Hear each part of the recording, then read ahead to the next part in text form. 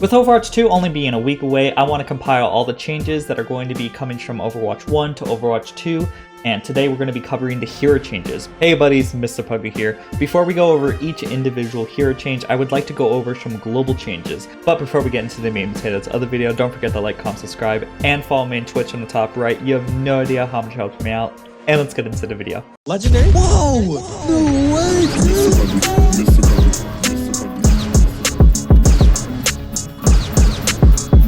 There's a total of 9 global changes that are going to be accompanying you as you play Overwatch 2. The first one is going to be players will now retain 30% of their ultimate charge when switching to a different hero. This used to be a passive exclusively for DPS roles, but now this is a role for every single character in the game. Speaking of roles, there's going to be a role for each character type, so damage, support, and tanks are going to have their own roles.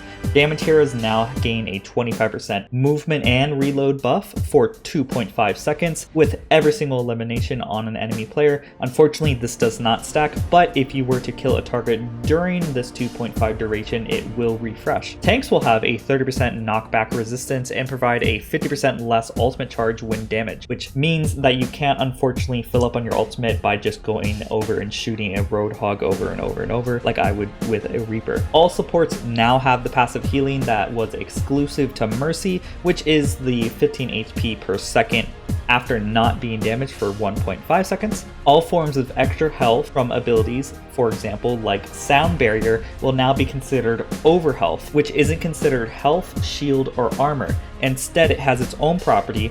Over health reduces ultimate charge gained by opponents by 50% when damaged. Speaking of health bars, armor health now reduces all damage dealt by 30% instead of flatly reducing the damage by 5% post-add. This means that a given pool of armor always blocks the same amount of damage no matter how it is depleted. For example, Brig and Torg's pool of 50% armor will always block 15 damage. And that's going to be all the global changes for the heroes in Overwatch 2. Next, let's go in alphabetical order and start with Ana. Ana's ammo count is going to be increased from 12 to 15 rounds. Ana's sleep dart cooldown is now 12 to 15 seconds, more than likely to account for it being one of the only CCs in the entire game right now. Ana's biotic grenade duration has been reduced from 4 to 3 seconds, which is the anti-heal debuff, which allows you not to heal your allies. Next, let's go over to Ashe. Ashe only has one change where Bob's health was basically reduced from 1200 to 1000. Next, let's go over to Baptiste. Baptiste biotic launcher primary fire damage was increased from 24 to 25, and the damage fall off was increased from 20 to 25 meters. Regenerative burst healing is now increased from 75 to 100 HP. And his alternate fire, which is his healing grenades, was increased from the ammo count 10 to 13. Bastion is one of the few heroes that got completely reworked for Overwatch 2, and basically all you need to know. Configuration Sentry and Tank was removed, unfortunately, as well as the self-healing, but his walking around mode, which is his recon mode, his damage was increased from 20 to 25, which is a good buff, as well as his weapon spread being reduced from 1.2 to 0, which means he's going to be extremely accurate. His fire rate was reduced from 8 to 5, as well as his ammo count be reduced from 35 to 25. But he also gained the ability Configuration Assault. This allows Bastion to transform into a tank and fire his minigun while moving. It reduces his movement speed by 35%, but it lasts 6 seconds and has a 12-second cooldown. Bastion has infinite ammo while this is active. An overall positive change, personally, I think, with Bastion. I feel like we're going to see him use it a lot more because of this. He also gained the ability to throw out a grenade that can bounce off walls and stick to enemies, and also it does a total of 130 damage. With a moderate knockback, this has an 8-second cooldown. Because the tank was reduced and reworked into a regular ability of his ultimate is now changed to artillery. This ultimate allows Bastion to fire 3 artillery shells anywhere on the map, which deals over 200 damage for each shell. I feel like COD players are going to have PTSD with the kill streaks on that. while he also has his Ironclad passive is enabled again, which means he gets 20% damage resistance while in the assault mode, which is the maneuvering tank ability, as well as his new artillery mode. Overall, going to be a very nice burst damage hero now. Next we go over to Brigitte. Shield Bash no longer stuns enemies because they wanted to remove most CCs in the game, but her cooldown was reduced from 7 to 5 seconds, and distance traveled from the Shield Bash was increased from 7 to 12 meters. The movement is no longer stopped when impacting barriers, and damage was increased from 1 to 50.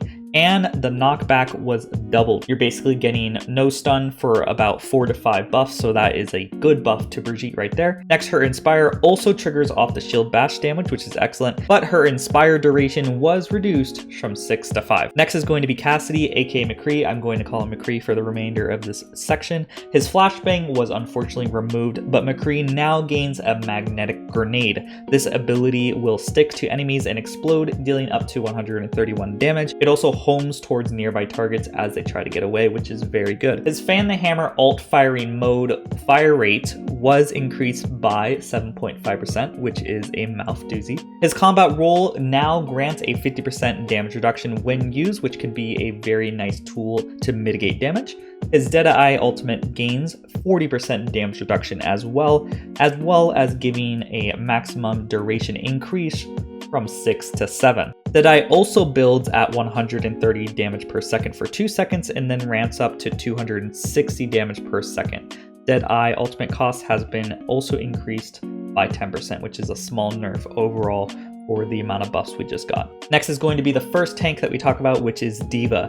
D.VA's turtle mech health was increased from 600 to 650, whereas she has 300 armor and her normal health is 350. Her primary fire doesn't give as big as a movement speed penalty anymore. It is decreased from 50 to 40%, which means you're going to be going faster, which is excellent, as well as her weapon spread being reduced from 4 to 3.5, which means it will be a lot more accurate. Her boosters now have an impact damage of 25 as opposed to 10, and her micro missiles cooldown was reduced from 8 to 7 seconds, as well as her Calm Mech ultimate being reduced by 12%. So lots of buffs for D.VA. We're going to see her be a lot faster and getting her abilities out there quicker. It's a really nice change to see her impact damage be increased by 25 because you can already deal some nasty damage if you cancel it with a melee. I'm excited to see how quickly we can kill squishy characters with D.VA now. Next is going to be Doomfist. Now Doomfist was changed quite significantly.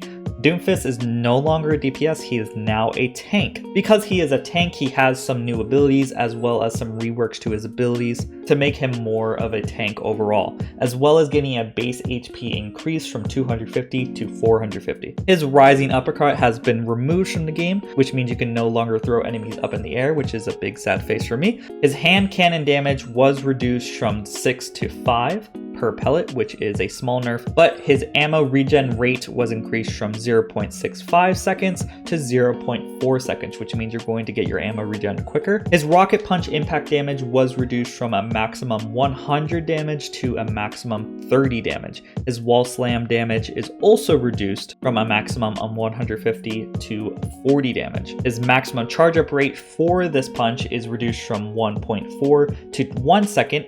Impacting target now causes a secondary larger cone area to grab extra targets, dealing damage and knockback to them as well, which means this is primarily not going to be your damaging tool, instead a nice CC tool to mess up the enemy's team composition. He also gained the ability Power Block, which allows Doomfist to block 80% of incoming damage, but reduces his movement speed by 35%. Blocking up to 90 damage or more will empower your rocket punch with 50% more damage and 50% more speed, as well as 50% more distance, a larger secondary knockback area effect, and an additional 1 second to the stun after the target hits the wall, assuming you fully charge it. His Seismic Slam ability now launches you up and sends you towards the area that you were pointing, and it can also be cancelled by pressing the action ability again. His ultimate no longer causes a knockback, but all enemies hit by the ability are slowed by 50% for 2 seconds, which is awesome. His cast time was reduced from 1 to 0.5 seconds,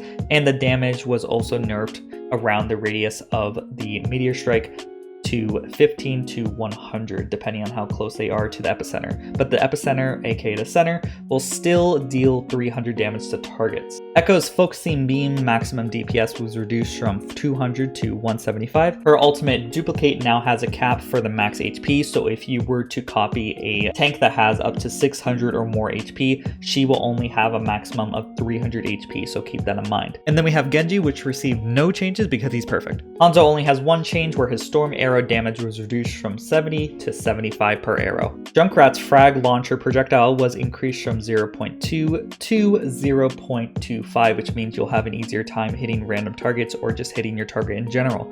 His steel trap was also increased damage-wise from 80 to 100, and his projectile speed of his steel trap was increased from 10 to 15, which means you can launch it farther. Lucio only has two changes where his ultimate cost was reduced by 12% and his crossfade self-healing penalty was increased from 30 to 60%. So you heal yourself less with your own healing, which is fair because you heal yourself passively with the support hero role. Mei has quite the controversial change in my opinion.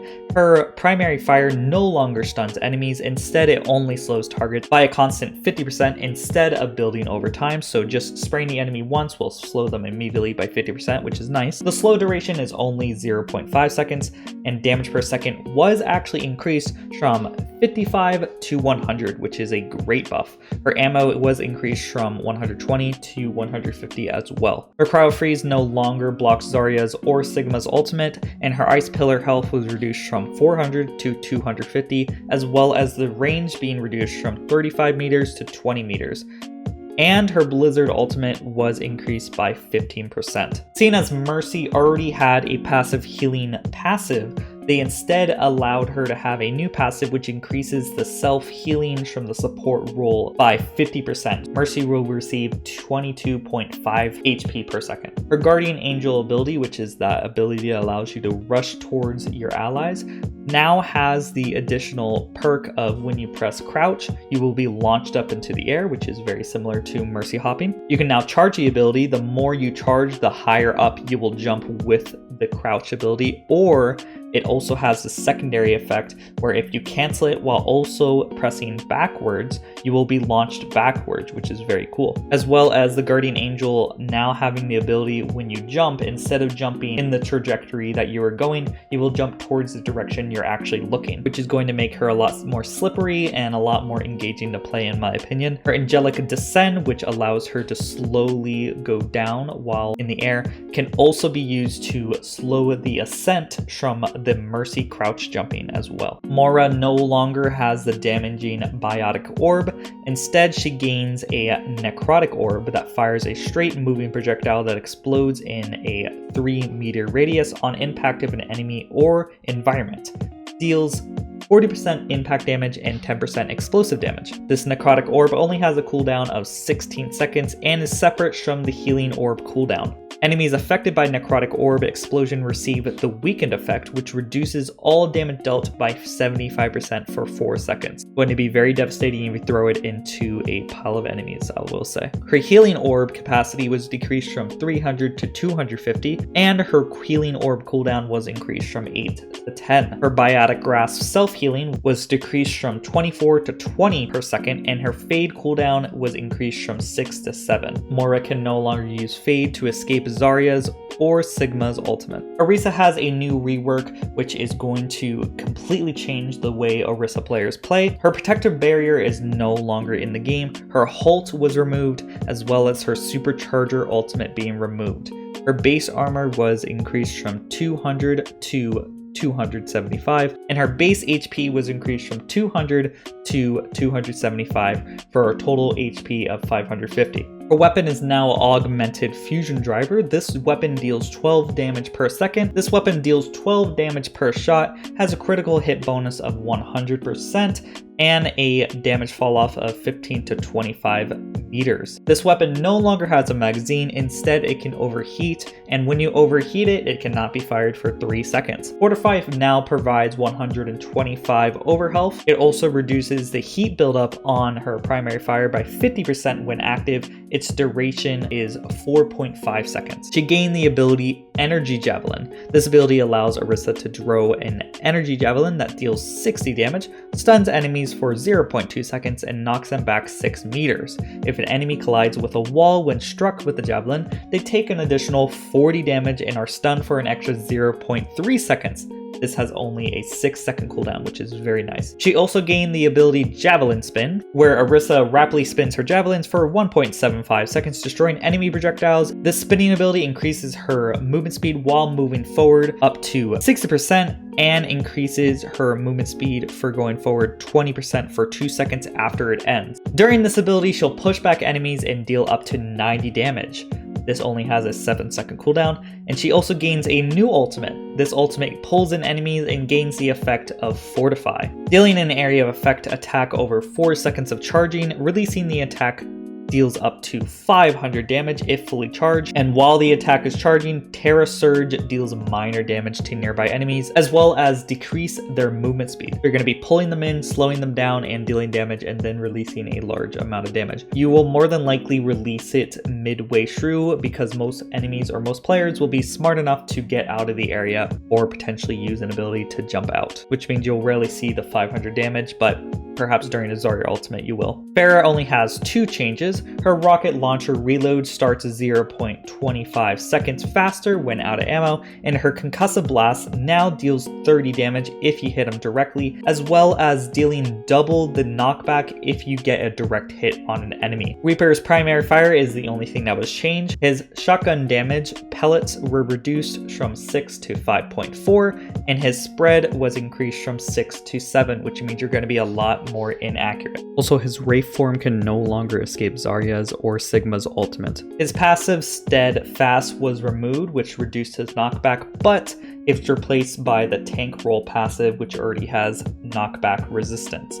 His base armor was increased from 200 to 300, and his base HP was increased from 300 to 325, making his total HP pool 625. His barrier's health was reduced from 1,600 to 1,200, and the regeneration rate was reduced from 200 to 144 health per second, which is a technical overall buff to his regenerative abilities, but due to the fact that his shield is less HP, but the less HP does hurt a little bit. His charge is now able to steer a lot better, with its turn rate being increased by 50% and can now manually be cancelled whenever you want. The charge pin while impact was reduced from 300 damage to 225 damage, and the cooldown was reduced from 10 to 8 seconds. His Fire Strike now has 2 charges and deals 100 damage. His Fire Strike now has 2 charges, but only deals 90 damage as opposed to 100. Roadhog's Take a Breather healing was increased from 300 to 350, but his whole hog has been changed entirely. It now can be fired manually, but it cannot be cancelled by stuns, which is great. Additionally, Roadhog can use other abilities while Whole Hog is active, which means you can be using your ultimate and chain enemies nearby. Sigma got a buff to his HP, where his base shields was increased from 100 to 200 on his HP pool, and his acceleration damage was increased from 70 to 100. His experimental barrier regeneration rate was reduced, unfortunately, from 120 to 100. Soldier 76 primary fire is now reduced from 20 to 18, and his ultimate tactical visor no longer removes damage fall-offs. Those players can still score headshots when the ultimate is active. Sombra has quite the significant amount of changes in Overwatch 2 and feels a lot better to play as. To begin, let's first talk about her hack ability, which has the most significant amount of changes. Sombra can now hack during her stealth without ending the stealth ability, but after hacking, she's revealed for 0.75 seconds. She deals 40% more damage to hacked targets, and hacked targets are now able to be seen through walls by your allies for 8 seconds. Her hacking cooldown was reduced from 8 to 4 when hacking enemies or HP packs. Her cast time was increased from 0.65 seconds to 0.5 5 seconds, and hacking HP packs only has a duration of 30 seconds as opposed to 60. Her ability lock duration was reduced from 5 seconds to 1.75 seconds, and interrupting the hack during her channel time now invokes the full cooldown. Her hack stuns Bob for only 2 seconds as opposed to 5, and her hack also destroys Baptiste's immortality field. Her stealth fade in transition is reduced by 50%, but her detection radius was increased from 2 to 4 meters, which means you will be able to be detected a lot easier by targets, which is negligible considering everything else we got from Sombra. Her machine gun damage was reduced from 8 to 7, but the spread was reduced by 10%, which means you're going to be more accurate. Her EMP no longer gets rid of shields on targets, but instead it now deals 40% of the current enemy's HP, which is a great buff in my opinion. Symmetra's weapons ammo was increased from 70 to 100, and her primary fire no longer generates ammo when damaging barriers. Her secondary fire projectile speed was increased from 25 to 50, and her secondary fire max damage was reduced from 120 to 90 damage, which equates to 45 impact and 45 explosion damage. Her secondary fire max charge projectile size was increased from 0.4 to 0.5, and her secondary fire ammo cost was increased from 7 to 10, which isn't a decrease or increase at all since her maximum ammo is now 100, so it's a net nothing. Her secondary fire charge time was reduced from 1.2 seconds to 1 second, which means you're going to be firing faster with that ability. And her teleporter now builds a lot quicker, where instead it builds in 1 second as opposed to 2 seconds. Her teleporter has a maximum lifetime of 10 seconds, and her cooldown for that was increased from 10 to 12 seconds, which starts when the teleporter is placed. The HP was reduced from 300 to 200, which makes her teleporter have 50 HP and 150 shields, and the range was reduced from 30 to 22. Her sentry turret travel speed was increased from 15 to 20, and the movement speed reduction on targets being hit by turrets is 15% per turret as opposed to 20%. The only change to Torbjorn is his primary gun, where his primary fire recovery rate was reduced from 0.6 to 0.55 seconds, and the secondary fire recovery rate was reduced from 0.8 to 0.7 seconds, which is fancy terms for a faster fire rate on both primary fire and secondary fire. Tracer only received 1 nerf, where the damage of her pellets was reduced from 6 to 5, which is a significant nerf to Tracer's 1 clip potential. Widowmaker's HP is now 200 as opposed to 175, which is how it used to be back in the day in Overwatch 1. Winston's base armor was increased from 150 to 200. His Tesla cannon now has a secondary fiery mode, which can be used to charge up and release a jolt of electricity